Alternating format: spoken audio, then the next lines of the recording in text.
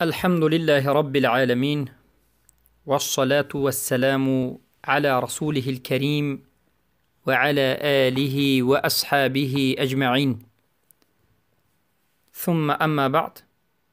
السلام عليكم ورحمة الله وبركاته.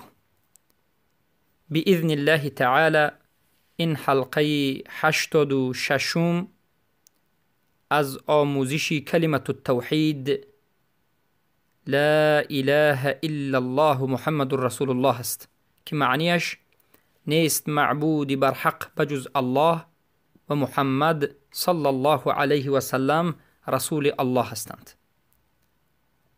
برادران و خواهران موحدم، ما در حلقه های گذشته معنای شرط هفتم صحت لا اله الا الله که الانقیاد است به شما بیان نمودیم، لغتا و اصطلاحا. فهمیدید که انقیاد چی معنی دارد و دلیل ها را از قرآن عظیم الشأن به شما بیان نمودیم که همین انقیاد شرط صحت لا اله الا الله است. اگر انقیاد نباشد، عمل نباشد، لا اله الا الله به انسان فایده نمی بخشد، بلکه این انسان کافر است. و حالا در این حلقه ان شاء الله به شما دلیل ها را از سنت رسول اکرم صلی الله علیه و سلم ذکر می نماییم که بیان می کند که انقیاد این شرط صحت لا اله الا الله است.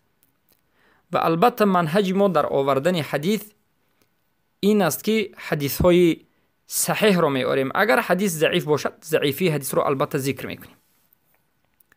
بارک الله فیکم. دلیل اول که رسول اکرم صلی الله علیه و سلم میگویند، این حدیث را امام بخاری روایت کردند. یعنی وقتی که امام بخاری روایت کردند در کتاب صحیحشون میگوییم، معناش این است که این حدیث 100% صحیح است. قال رسول الله صلی الله علیه و سلم: كل امتی يدخلون الجنة الا من ابى. قالوا ومن يأبى يا رسول الله صلى الله عليه وسلم؟ قال: من اطاعنی دخل الجنة ومن عصانی فقد ابى. رواه البخاری. رسول الله صلی الله علیه وسلم گفتند همه امت من به جنت داخل می شوند بجز کسانی که سرکشی کردند. ابا، بجز کسانی که ابا کردند. ابا یعنی سرکشی. گفتند ای رسول الله، کی سرکشی می کند؟ کیست همان کس؟ سرکش کیست؟ پیامبر صلی الله علیه وسلم گفتند هر کسی که مرا اطاعت بکند این داخل جنت می شود و هر کسی که به من عصیان بکند، اطاعت مرا نکند، سرکشی کند، انمین سرکش است. سرکش کیست؟ سرکش کسی است که پیروی رسول الله نکند، اطاعت رسول الله صلی الله علیه و سلم نکند. این حدیث حجت است برای اینکه انقیاد این شرط صحت لا اله الا الله است. وجه الدلاله از این حدیث، استدلالمان از این حدیث این است که اطاعت رسول اکرم صلی الله علیه و سلم کردن هم قولا و هم عملا و فعلا، یعنی و هم اعتقادا. چه خیلی که رسول الله عمل کردن ما همچنین باید عمل بکنیم، که این دلیل اول است. دلیل دوم از سنت رسول اکرم صلی الله علیه و سلم حدیثی هست که امام حاکم روایت میکنند که رسول اکرم صلی الله علیه و سلم گفتند لا تزال لا اله الا الله تنفع من قالها وترد عنهم العذاب عذاب والنقمة ما لم يستخفوا بحقها. قالوا يا رسول الله وما الاستخفاف بحقها؟ قال أن يظهر العمل بمعاصي الله فلا ينكر ولا يغير. رواه حاکم. علما البته این حدیث رو هم سندش رو حسن میگن، یعنی حدیثی که حجت گرفته میشود، که رسول اکرم صلی الله علیه و سلم گفتند کلمه لا اله الا الله بر دوام به صاحبش منفعت میبخشد. کلمه لا اله الا الله بر دوام به گوینده اش منفعت میبخشد و از گوینده اش عذاب را رد میکند و نقمه و نابود شدن رحمت الله را از صاحبش نیست می کند، در حالتی که گوینده لا اله الا الله به حق لا اله الا الله کم نظری نکند،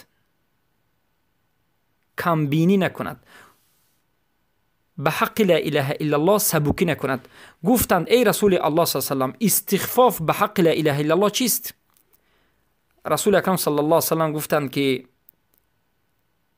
هر زمانی که یا انسان ظاهر بکند عملی را به معصیت الله و هیچ کس به این رد نکند و این عمل را تغییر ندهد، معناش این است که هر کسی که لا اله الا الله بگوید و بعد از این لا اله الا الله را نادیده بگیرد و آشکار و ظاهر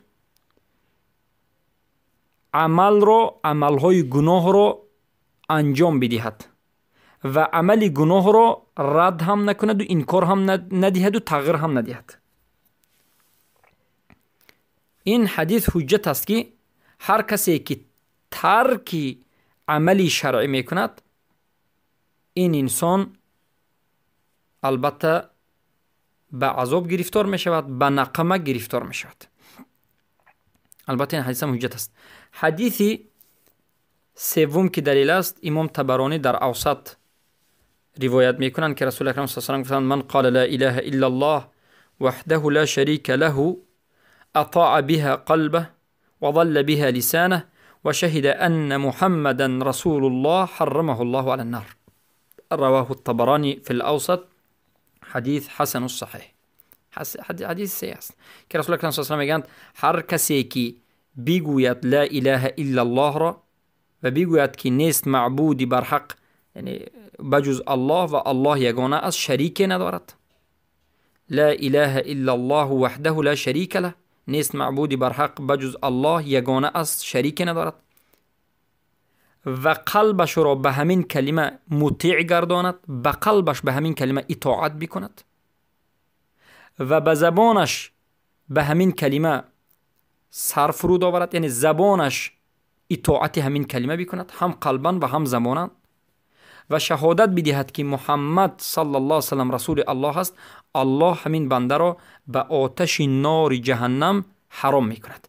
کدام وقت انسان از آتش دوزخ نجات مییابد؟ کدام وقت انسان داخل شدنش به آتش سوزان جهنم حرام میگردد؟ همان وقتی که انسان لا اله الا الله وحده لا شریک له را بگوید، معناش را بفهمد و به قلبش و به زبانش و به عملش به همین کلمه اطاعت بکند. بارک الله فیکم. دلیل چهارم از سنت رسول اکرم صلی الله علیه و سلم که امام بخاری روایت کرده اند که رسول اکرم میگویند لا يحل دم امرئ مسلم يشهد ان لا اله الا الله واني رسول الله الا باحدى ثلاث الثيب الزاني والنفس بالنفس والتارك لدينه المفارق للجماعه. رواه البخاری. رسول الله میگویند خون یک مرد مسلمان، خون یک انسان مسلمان حلال نمی شود در زمانی که در حالتی که این انسان شهادت داده است بر این که نیست معبودی بر حق بجز الله و شهادت داده است که من محمد رسول الله هستم، مگرم با یکی از این سه چیز. به عباره دیگر به شما عادی‌تر بفهمانم، یعنی هر کسی که لا اله الا الله بگفته است، محمد رسول الله گفته است، به همین شهادت داده است، معنیش رو فهمیده است و اسلام رو قبول کرده است، خون این انسان حرام است برای دیگر مسلمان ها و همان وقت خون همین انسان حلال می شود، همان وقت گشته کشتنش جایز می شود که یکی از این سه چیز در انسان پیدا شود، یا که هر سهش، یا که از هر سهش یکیش پیدا شود. به احدى ثلاث، به یکی از این سه چیز. یکمش الثیب الزانی، الثیب الزانی پیرانسال زناکار. معناش این است که یک زن یا یک مردی که اویله دار است، یک مردی که زن دارد یا زن گرفته بود جواب داده باشد هم، یعنی یک مرد اویله دار، یا که یک زنی که شوهر دارد یا که از شوهرش جدا شده باشد، هم بیوه، مردی بیوه یا و زنی بیوه، یا که مردی زندار و زنی زندار، زنی شوهردار. یعنی زن باکره نباشد و مرد هم زن دیده باشد و یگون بار زن نادید نباشد. در این حالت خون اینا حلال میشد. کسی که زنا کرد در حالتی که زن گرفته بود یا کسی که زنا کرد در حالتی که شوهر کرده بود، خون اینها حلال است. سنگ زده رجم کرده کشته می شود. یکم حالت. دوم حالت النفس بالنفس، قصاص. یک کس اگر یک کسی دیگر رو کشد از نظر شریعت همین انسان خودش کشته می شود. خیلی که قرآن به این دلالت میکند. سومش و تارک لدینه المفارق للجماعه، ترک کننده دین، کسی که دینش رو ترک میکند و کسی که جماعت رو ترک میکند. پس این حدیث گوجایش حجت می شود برای اینکه انقیاد شرط صحت لا اله الا الله است. عمل شرط صحت لا اله الا الله است. در اینجا رسول اکرم صلی الله علیه و سلم ترک کردن انقیاد را در دین سببی حلال شدن یا که سببی ریزانیدن خون نامیدند و سببی شکستن شهادت نامیدند. یعنی کسی که زنا میکند، کسی که چرا دینش رو ترک میکند، کسی که از جماعت جدا میشود، از جماعت مسلمان ها جدا میشود، این چیکار کرد؟ عمل رو ترک کرد یا نکرد؟ البته عمل رو ترک کرد. عمل، این زنا نکردن هم عمل است. دین رو ترک کرد. دین رو ترک کردن این ترک کردن عمل است. یعنی کسی که عمل رو ترک کرد، کسی که انقیاد رو ترک کرد، خونش حلال میشود. چرا که انقیاد این شرط صحت لا اله الا الله است. کسی که عمل رو ترک کرد، انقیاد رو ترک کرد، شهادتش ناقض میشد. این دلیل چهارم که حدیث امام بخاری بود. دلیل پنجم از سنت رسول اکرم صلی الله علیه و سلم که البته این دلیل پنجم سندش ضعیف است و بعضی از علما حسن گفتند، برای همین ذکر میکنیم، اما سندش ضعیف است. خیلی که ابن ابی عاصم روایت کردند، بغوی و غیرشون روایت کردند، اما سندش ضعیف است. اصلا سندش ضعیف است. اما من باب فایده اگر بگویم، رسول اکرم صلی الله علیه و آله لا یؤمن احدکم حتی یکون هواه تبعا لما جئت به. این حدیث رو بعضی از علما حسن میگویند. یعنی یکی از شما مؤمن نمیشود تا همان زمانی که هوا و هوس شما تابعی آن چیزی که من آوردم نباشد. رسول الله میگن همان وقت شما مؤمن میشید که هوای هوس شما متابع، تابع، اطاعتکاری سنت من باشد، حکم من باشد. ششم دلیل، این البته حدیثی که امام احمد در مسندشون روایت میکنند، حدیث صحیح است که رسول از بشیر ابن الخصاصه روایت شده است که میگه اتیت النبی صلی الله علیه و سلم لأبایعه، من به نزد رسول اکرم صلی الله علیه و سلم آمدم تا که به رسول الله بیعت بکنم. رسول الله چیکار کردند؟ فاشترط علی، رسول الله در حالت پیش از بیعت کردن به همین بشیر اول شرط گذاشتند. میگن که رسول الله به من شرط گذاشت که شهادت ان لا اله الا الله و ان محمدا عبده و رسوله و ان اقیم الصلاة و ان اوتی الزکاة و ان احج حجة الاسلام و ان اصوم رمضان و ان اجاهد فی سبیل الله. رسول الله به من شرط گذاشت که شهادت بدهم بر این که نیست معبودی بر حق بجز الله و بر این که محمد بنده الله و رسول الله، و شهادت بدهم و البته وعده بدهم بیعت بکنم بر نخواندن نماز، به دادن زکات و به حج کردن و به این که روزه بدارم و به این که در راه الله جهاد بکنم. پیش از بیعت کردن رسول الله به بشیر ابن الخصاصه همین شرط ها رو گذاشتند، به همین باید بیعت بکنی گفتند. بشیر میگویند که فقلت یا رسول الله، ای رسول الله، اما اثنتین فوالله لا اطيقهما الجهاد والصدقه. ای رسول الله، اما همین به دو چیز من طاقت کردن نمیتوانم گفتند. این یکمش جهاد، دویمش صدقه است که من هر دویم نکردن نمیتوانم گفتند. یعنی من به هر دو این بیعت دادن نمیتوانم، چرا که بیعت دادن معنیش این است که اطاعت باید کنی. من گفتند به هر دو این اطاعت کردن نمیتوانم، برای این بیعت دادن نمیتوانم. رسول الله چی گفتند؟ بشیر میگن که فقبض رسول الله صلی الله علیه و سلم یده، رسول الله صلی الله علیه و سلم ید من را، دست من را قبیدند، سخت گرفتند و بعد از این جنبانیدند، حرکه جنبانیدند و گفتند لا جهاد ولا صدقه فبما تدخل الجنه. جهاد نیست، صدقه نیست، پس با چی چیز تو داخل جنت میشوی؟ وقتی که این دو چیزی بزرگترین اسلام که یکی اش ذروة سنامیه، قله بالاترین اسلام است، جهاد، تو این رو اگر ترک کنی، صدقه رو ترک کنی، با چی چیز داخل جنت میشوی؟ سوال کردند.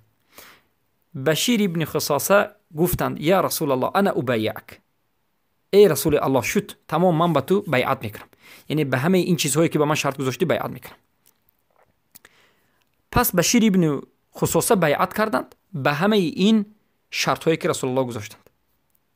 این حدیث دلالت میکند که لا اله الا الله صاحبش را داخل جنت نمی کند مگرم به شرط های خودش که ما این شرط ها رو ذکر کردیم که 7 است، که بزرگترین این شرط ها این چی است؟ انقیاد است، عمل است.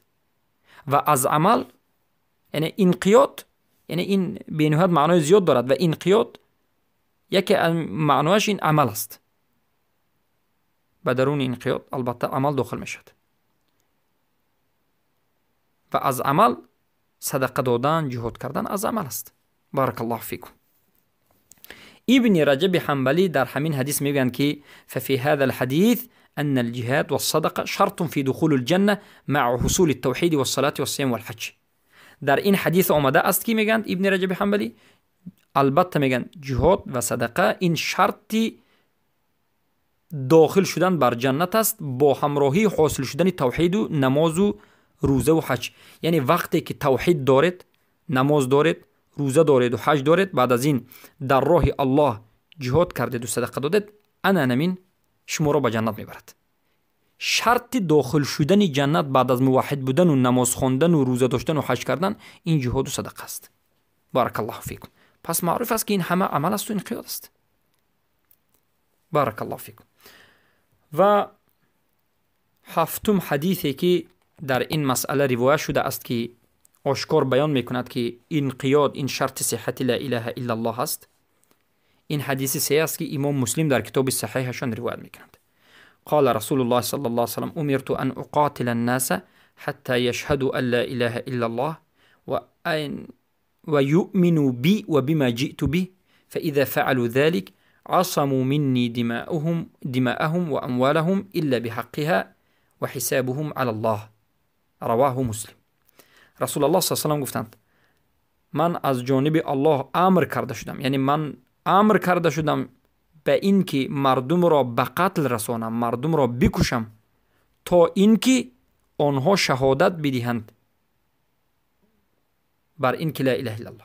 یعنی رسول اکرم صلی الله علیه و میگن من از جانب الله امر کرده شدم که بجنگم، به مردم بجنگم و اونها را بکشم تا اینکه شهادت بدن که نیست معبودی بر حق مجز الله. پس الله رسولش را امر کرده است که به مردم بجنگ تا که آنها شهادت بدهند بر اینکه نیست معبودی بر حق و جز الله. و رسول الله میگن تا اینکه مردم شهادت بدهند به اینکه لا اله الا الله نیست معبودی بر حق و جز الله و ایمان بیاورند به من و به همه آن چیزی که من آوردم از جانب الله. زمانی که این عمل را انجام دادند، کدام عمل را؟ لا اله الا الله را گفتند، به رسول الله ایمان آوردند، به چیزهایی که رسول الله آوردند ایمان آوردند، به 3 چیز، یعنی به لا اله الا الله، به رسول الله، به قرآن و به سنت. وقتی که این عمل را انجام دادند خونشان از من ایمی میماند و اموالشان از من ایمی میماند مگرم به حق لا اله الا الله و حساب اینها بر الله است. یعنی مگرم به حقها، حق لا اله الا الله وجود دارد. یعنی کسی که شهادت به لا اله الا الله بدهد، ایمان به رسول الله بیارد و ایمان به آن چیزی که رسول الله آورده است بیارد، به همین تمام است؟ نه، بلکه حق لا اله الا الله را به جا بیارد. اگر هر 3 این چیز رو به جا بیارد اما حق لا اله الا الله رو به جا نآورد، باز خونش ایمین نمی شود. پس رسول الله می جنگیدند به خاطر اینکه مردم انقیاد بکند. بارک الله فیکم. و این چنین در حدیث دیگر آمده است که این دلیل 8 است. دلیل 8 از سنت رسول اکرم صلی الله علیه و سلم که بیان می کند که انقیاد این شرط صحت لا اله الا الله است. این حدیث صحیح است که امام بخاری روایت میکنند که رسول اکرم صلی الله علیه و سلم میگویند امرت ان اقاتل الناس حتى يشهدوا ان لا اله الا الله وان محمدا رسول الله ويقيموا الصلاة ويؤتوا الزكاة فإذا فعلوا ذلك عصموا مني دماؤهم وأموالهم إلا بحق و حسابهم على الله. روایت امام بخاری. حدیث پیش گذشتم مثل همین حدیث بود، اما بعضی جمله هاش مختصر بود. حدیث پیش گذشته مختصر بود. در حدیث پیش گذشته فقط شهادت دادن بر لا اله الا الله و ایمان آوردن بر رسول الله و اون چیزی که رسول الله آوردن و حقش بود. اما در اینجا باز رسول الله چیزهای دیگر رو علاوه میکنه. رسول الله میگن من از جانب الله امر شدم تا که بجنگم به مردم. من از جانب الله امر شدم که به مردم بجنگن تا که مردم شهادت بدهند بر این که نیست معبودی بر حق بجز الله، یعنی شهادت بدهند به لا اله الا الله و بر این که محمد رسول الله هستند. شهادت به لا اله الا الله و محمد رسول الله بدهند و به همین تمام است؟ نه البته. و یقیم الصلاه و نماز را بخوانند. دوم چیز. سوم چیز و زکات را بدهند. زمانی که همین عمل ها را انجام دادند، یعنی زمانی که لا اله الا الله را گفتند، شهادت به همین دادند، محمد رسول الله را گفتند و شهادت دادند، ایمان آوردند، نماز خواندند و زکات دادند، خونشان و مالشان در امان است. یگان نفر از مسلمان ها خون این انسان را ریزانده نمیتواند، پول مالش را کشیده گرفته نمیتواند، الا بحقه، مگرم به حقش. به حق چی؟ حقها ضمیر به اینجا به کجا میگردد؟ به لا اله الا الله. مگرم به حق لا اله الا الله و حساب اینها بر الله است. لا اله الا الله به خودش حق دارد. یعنی کسی که شهادت به لا اله الا الله داد، شهادت به محمد رسول الله داد، نماز خوان، روزه داشت، زکات داد، اما حق لا اله الا الله را به جان آورد. حق لا اله الا الله، رکن های لا اله الا الله، شرط های لا اله الا الله وقتی که به جان آورد که بزرگترین حق لا اله الا الله این انقیاد است، باز خونش و مالش حلال میشد. پس وجه دلالت از منطوق حدیث و مفهومش بر این که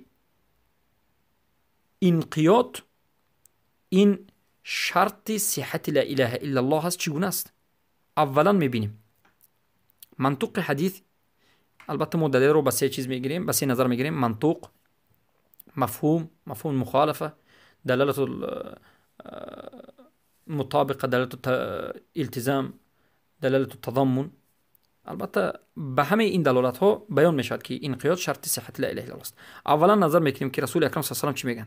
سخن رسول اکرم صلی الله علیه و که میگن حتی یشهدو، شهادت لازم میشمارد و طلب مینماید عمل رو.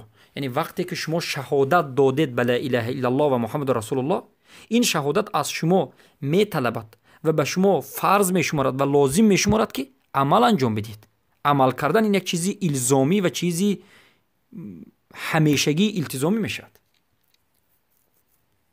پس از این اعتبار شهادت این هم قول است و هم عمل است. یعنی وقتی که کسی شهادت به لا اله الا الله میتید، از این اعتبار نگریم هم قولا هم عملا با شهادت بدید، به عملش هم. پس بارک الله فیکم.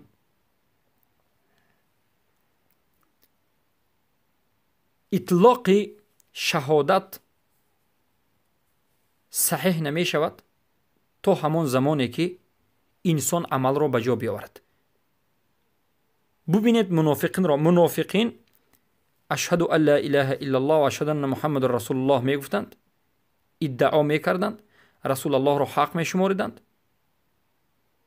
می دانستند که رسول الله حق است، اما زمانی که به شرط لا اله الا الله قائم نشدند، لوازمات ها، چیزهای لازمی لا اله الا الله را از انقیاد به جان آوردند، از محبت و از بقیه از چیزهای لازمی شروط لا اله الا الله به جان آوردند، اونها منافق شدند و قبول نشد. پس برادرم و خواهر موحدم، تأمل نمایید. البته این چیزها، این سخنها را فکر بکنید، دربارش اندیشه بکنید، الله هدایتتون بکند. و از این حدیث ها نظر دوم را میگیریم. رسول الله گفتند فاذا فعلوا. شاهد از این سخن این است که اذا این شرط است. اذا، کلمه اذا در زبان عربی یکی از ادوات شرط است، دلالت بر همین میکند، بر شرط میکند. این دلالت میکند فاذا فعلوا، این دلالت میکند که یعنی این کلمه بر خودش شرط ها دارد و این کلمه بزرگ است و کلمه توحید است. و این چنین در حدیث میگند فعلو، فاذا فعلو یعنی عمل کردند. زمانی که عمل کردند.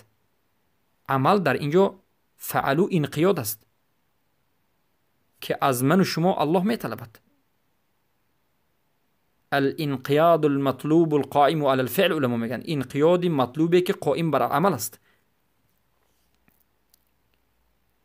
پس زمانی که عمل رو انجام دادن فاذا فعلوا، این انقیاد است.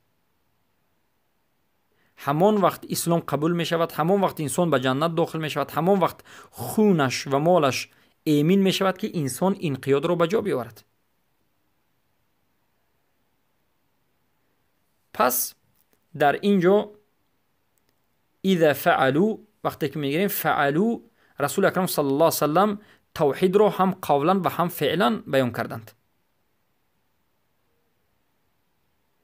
پس انتفاع همان وقت از کلمه توحید ما فایده میگیریم که این کلمه توحید با همراهیش عملی، عملها به این کلمه، عمل به مقتضای این کلمه وجود داشته باشد.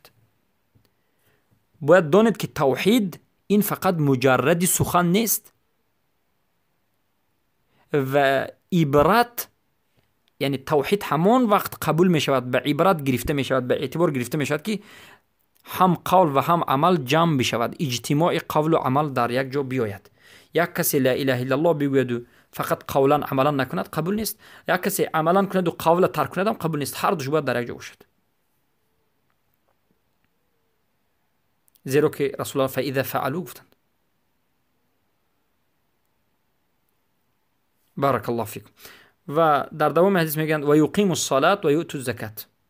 رسول الله میگند وجه دلاله از این کلمه رسول الله این است که رسول الله صلی الله علیه و سلم جزا را مرتب یا که ترتیب دادند بر بالای این که یا که حتی امین ماندن خون، امین ماندن مال را در این دنیا ترتیب بر بالای چی دادند؟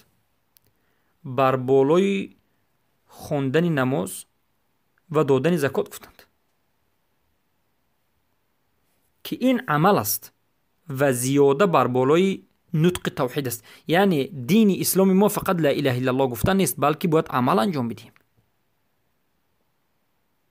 خواندن نماز، دادن زکات، این از فعل است که این داخل میشد به انقیاد. و رسول اکرم صلی الله علیه و سلم ببینید در آخر حدیث گفتند الا بحقها.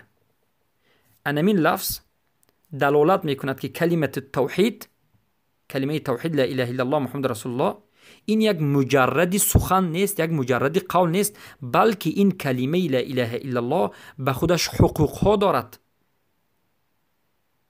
که این کلمه صحیح نمی شود مگرم با وجود آوردن حقوقش. همان وقت این کلمه صحیح می شود که حقش رو به جا بیارید. رسول الله برای همین در حدیث گفتند الا بحقها، حق کلمه رو به جا بیارید، که اگر این حقو به جا نبیارد کلمتون صحیح نیست، دینتون درست نیست، خون و مالتون هم امین نیست. پس این حق کلمه چیست؟ حق این کلمه شرط های این کلمه است.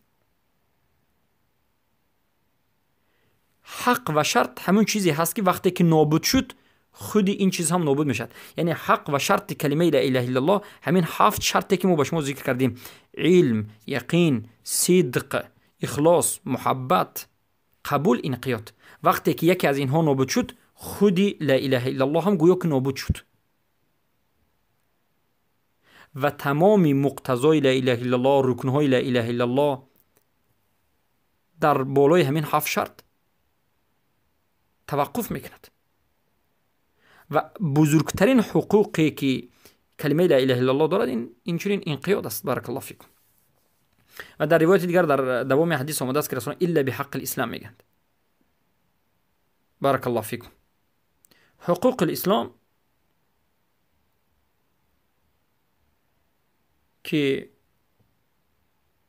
ما میفهمیم این انقیاد است و طاعت است. حقوق اسلام همین است که ما باید انجام بدیم. و در حدیث ببینید رسول اکرم صلی الله علیه و سلم میگند امرت ان اقاتل الناس حتی، امر کرده شدم تا که به مردم بجنگم، امر کرده شدم از جانب الله به این که به مردم بجنگم تا که شهادت بدهند. بینگرید که رسول اکرم صلی الله علیه و سلم چه خیلی امر کرده شدند به جنگ مردم، به کشتن مردم.